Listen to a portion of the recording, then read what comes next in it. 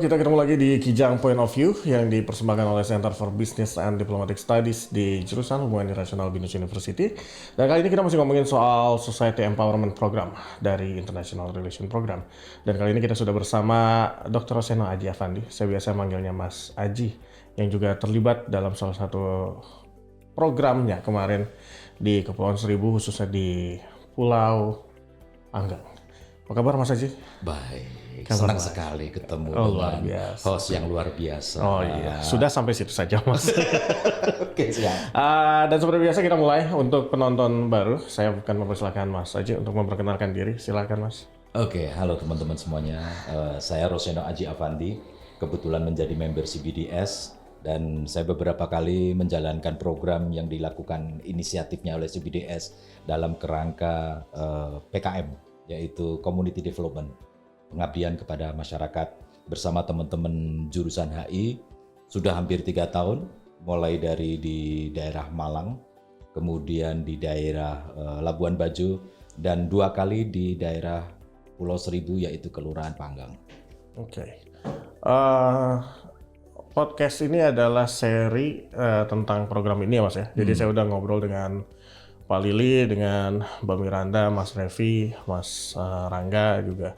Dan saya baca Mas Aji bertanggung jawab tugasnya salah satunya adalah soal penguatan institusi. Betul. Atau mungkin ada yang kurang, silakan Mas Aji. Kurang lebih kemarin tanggung jawabnya apa aja selama di Pulau Panggang? Tanggung jawab kita dunia akhirat, Mas. Luar biasa. Iya, betul. Jadi namanya juga pengabdian masyarakat, ya kan. Jadi apa yang bisa kita milikin, kita berikan ke masyarakat, mudah-mudahan menjadi barokah kita semua. Ya. Jadi kegiatan ini sudah berjalan yang kedua kali kita di Pulau Panggang ini. Jadi konsepnya adalah seperti model-model yang pernah kita lakukan di tempat-tempat yang lain, yaitu pengembangan kapasiti masyarakat. Kapasiti masyarakat dalam artian pengorganisasiannya. Kemudian kedua adalah bagaimana mereka menemukan sebuah sentral aktivitas yang itu bisa menciptakan perputaran ekonomi di lingkungan mereka. Itu yang kita lakukan. Nah, kalau di daerah Malang, kemarin kita di dataran dekat Dieng, Bromo, ya dekat Bromo, kita lebih fokus bagaimana mengintegrasikan destinasi wisata dengan masyarakatnya. Kemudian di Labuan Bajo juga sama, kita fokus bagaimana masyarakat desa yang terpinggirkan karena hiruk pikuknya pariwisata itu bisa mendapatkan dampak positifnya. Nah, yang di Pulau Panggang ini lebih unik lagi, karena masyarakat ini agak tanggung. Tanggungnya itu dia dikatakan bagian dari ibu kota provinsi DKI, tapi satu sisi dia jauh dengan pusat DKI, sehingga ada gap yang lumayan terkait dengan dampak pembangunannya. Nah, kita berinisiatif bagaimana ketertinggalan itu bisa sedikit kita kurangin dengan apa yang kita lakukan. Kebetulan kita adalah teman-teman dari HI, dan dari HI itu seperti yang kita sadari, kita multidisiplin, ilmunya kita memahami baik dari aspek sosiologis, aspek ekonomi, aspek geografis, aspek manajerial. Nah, kita belajar bersama, berkumpul di situ untuk menemukan formulasi yang pas, kira-kira institusinya kayak apa. Karena institusi ini menjadi sebagai melting pot dari para stakeholders itu.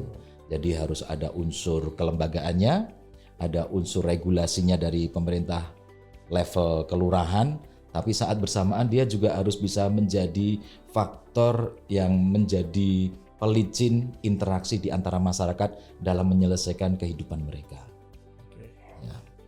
Lalu saat datang pertama ke sana, situasinya kayak apa Mas? Kalau untuk stakeholdernya ya? Ya, kalau stakeholdernya secara situasi, yaitu tadi dia masyarakat yang agak tanggung gitu ya. Secara ekonomi menengah kecenderungan ke bawah, jauh dari hiruk pikuk. Jadi bayangin kita kalau ke sana kan dari Ancol, kita melihat masuk Ancol kan sungguh sesuatu yang mewah. Tapi begitu kita masuk ke Ancol, masuk ke Kepulauan Seribu, kemudian ke dalam Kepulauan Panggang, itu baru sekali kita ngerasakan bagaimana distribusi pembangunan itu ada gap di situ. Nah itu kondisinya. Jadi kalau dilihat dari aspek sosiologis, ekonomis, dibandingkan dengan pusat kota yang di Provinsi Jakarta, mereka memang kecenderungannya agak tertinggal. Ditambah lagi banyak sekali di daerah perbatasan kepulauan, di mana itu hampir semua masyarakat di situ sangat mengandalkan kehidupan dari laut itu. Ada kebijakan-kebijakan pembangunan yang dampaknya itu mengurangi potensi income mereka. Sehingga kita harus bisa mencari solusi di mana pendekatannya yang menjauhkan dari konteks politik, tapi justru mengempowering dari apa yang ada mereka bisa maksimalkan. Nah tantangannya di sana. Kalau aktor yang paling terbuka? Aktor yang jelas bukan Riri Reza, terus bukan Barry Prima, ya kan? Aktor masyarakat desa jelas yang di sana tokoh agama. Itu tokoh agama perannya sangat penting di sana. Jadi tokoh agama itu mostly semacam tokoh adat, ya kan?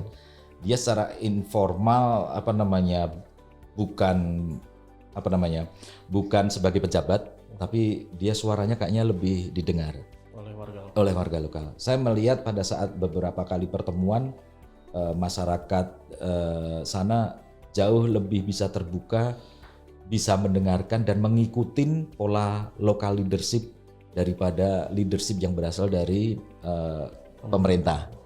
Nah, tugas kita membuat model yang mana tokoh informal ini menjadi bagian dari bagian formal itu. Sehingga ada kombinasi, karena sekali lagi pemerintahan mesti bicara dengan regulasi, ada aspek yang terkait good governance, tapi di satu sisi juga jangan terlalu birokratis karena ketemu langsung dengan masyarakat paling bawah.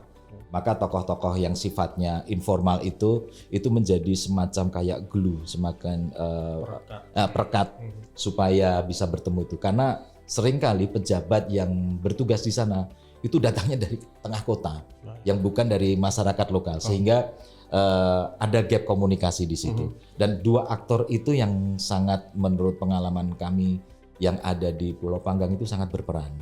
Kemudian yang ketiga adalah pelaku UMKM. Itu tokoh yang sangat berperan penting dalam menjalankan roda ekonomi desa. 90% pelakunya adalah UMKM, mulai dari homestay, mulai dari bisnis transportasi sampai dengan bisnis oleh-oleh. Saya jamin kalau Mas di sana nggak akan kekurangan gizi, Mas. Ya. Oke.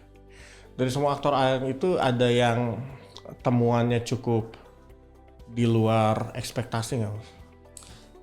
Ya banyak ini. Jadi problem hampir di semua lingkungan komunitas itu adalah continuity, ya kan.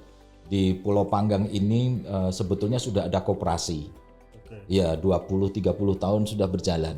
Tapi setiap ganti pimpinan yaitu karena tergantung dengan ketokohan, bukan tergantung dengan sebuah sistem dan manajemen yang terstruktur dengan baik. Sehingga begitu tokohnya itu entah meninggal atau tokohnya itu sudah tidak memiliki kapasitas lagi atau kapabilitas untuk meneruskan itu, maka organisasi itu menjadi tidak berjalan dengan baik. Nah, kemudian apa yang kita lakukan yaitu kita memilih untuk merevitalisasi itu, atau kita membuat sebuah institusi baru. Institusi baru itu bisa membentuk forum komunikasi yang lebih informal, atau membuat koperasi baru lagi, atau kita mengikuti apa yang sudah menjadi diundang-undangkan untuk pemerintah desa, yaitu BUMDes. Nah, dari pilihan-pilihan itu kita kembalikan ke masyarakat. Jadi memang community development yang kita bangun dari semenjak 3 tahun yang lalu fokusnya adalah bottom up approach. Jadi kita mencoba menggali aspirasi masyarakat dan kita hanya membantu untuk mengadvokasi dan memfilter kira-kira skala prioritas yang dibutuhkan oleh mereka itu apa, sehingga mereka akan menemukan formulasinya sendiri. Pertanyaan terakhir dari saya, Mas. Kan misalnya nanti udah intervensi dan nanti mungkin ada kunjungan lagi, end game-nya akan seperti apa? Cita-citanya? Cita-citanya setinggi langit, Mas. Oh baik. Iya baik. Sedalam samudra.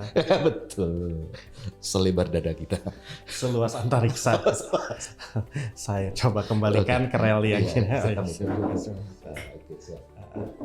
Cita-citanya apa, Mas? Cita-citanya dari semua kegiatan PKM itu satu, mengintegrasikan potensi berbasis komunitas. Oke. Ya, itu cita-citanya. Jangan begitu masyarakat bisa mengempowering mereka sendiri, maka sebetulnya program kita berjalan dengan baik.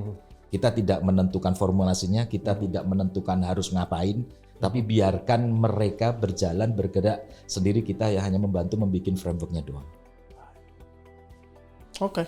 Gitu doang. Terima kasih Mas Aji. Iya, masih 2 jam lagi saya masih bisa omongan nih. Tentu saja tidak apa-apa kita untuk memberikan waktu untuk narasumber yang lain. Makasih banyak Mas Aji untuk kali ini. Kita ketemu lagi mungkin nanti setelah pulang dari sana lagi. Senang sekali bisa diskusi dengan Mas. Saya jujur sekarang merasa gizi saya kurang dibandingkan dengan Mas. Jadi saya semakin termotivasi untuk semakin sehat seperti Mas. Amin. Sehat selalu Mas. Oke, sehat. Love you Mas. Love you too Mas. Dan itu dia diskusi kita tentang International Relation Social Empowerment Program kali ini dengan Mas Roseno Haji Afandi. Dan kita akan ketemu lagi di Kijang Point of View episode selanjutnya. Saya Alvin Kobulsyah, sampai ketemu lagi.